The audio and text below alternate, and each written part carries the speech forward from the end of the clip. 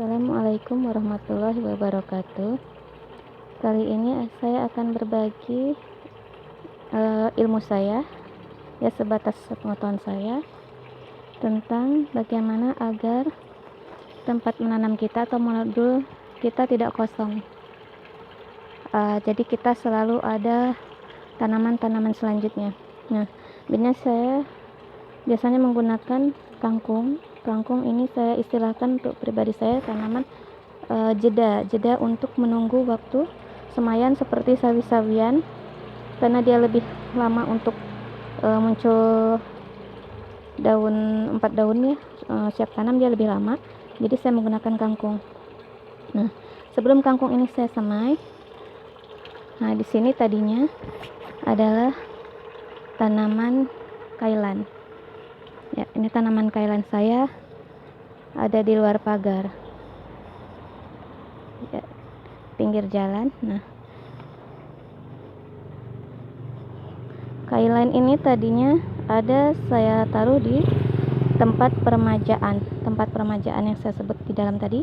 Nah, setelah dia daunnya cukup kuat, baru saya pindahkan ke modul yang di luar yang cukup matahari. Sebenarnya saya agak sedikit terlambat memindahkan kangkung yang di dalam. Kalau yang ini saya sudah lebih cepat, jadi lebih bagus hasilnya. Kangkung itu saya siapkan nanti setelah saya taruh di tempat peremajaan. Setelah nanti dia siap tanam, dia akan dipindah di sini ke posisi ini, karena ini sudah siap panen ya. Nah, setelah nanti ini panen, kangkung-kangkung yang di dalam kangkung-kangkung ini nanti akan saya pindahkan ke depan, keluar ya, ke matahari yang lebih cukup. Nah, apabila kangkung tadi ini sudah siap untuk dipindahkan ke depan setelah modul di depan kosong.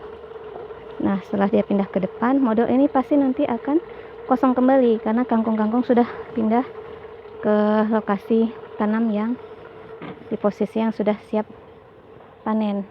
Nah, kalau setelah ini kosong, nah di saat itu tanaman sawi ini pasti sudah muncul daun 4. Muncul daun 4 sudah siap pindah ke menggantikan ke posisi kangkung. Nah, begitu cara saya untuk memaksimalkan media untuk saya menanam agar tidak kosong. Nah, jadi kita bisa memilih mana tanaman yang cepat sprout dan mana yang lama. Jadi kita bisa memperhatikan periodenya.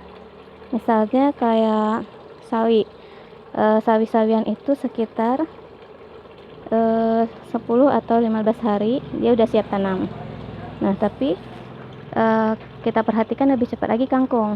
Nah, kalau saya pribadi setelah saya menyemai sawi itu cuma selang 1 hari saya menyemai kangkung. Nah, menyemai kangkung. Jadi setelah sawi nanti saya pindah tanam, itu kangkung nanti akan menggantikan. Malah sebelum sawi pindah tanam itu kangkung dia lebih cepat. Jadi kangkung saya posisikan dulu ke tempat peremajaan. Nah, setelah peremajaan nanti sawinya akan menyusul. Jadi begitu seterusnya. Jadi saya selalu menggunakan kangkung sebagai tanaman jeda menurut istilah saya untuk menunggu pohon yang selanjutnya, tanaman yang selanjutnya seperti kailan, kale, pakcoy atau yang lain-lain yang jenis sawi-sawian. Sekian informasi dari saya, semoga bermanfaat. Assalamualaikum warahmatullahi wabarakatuh.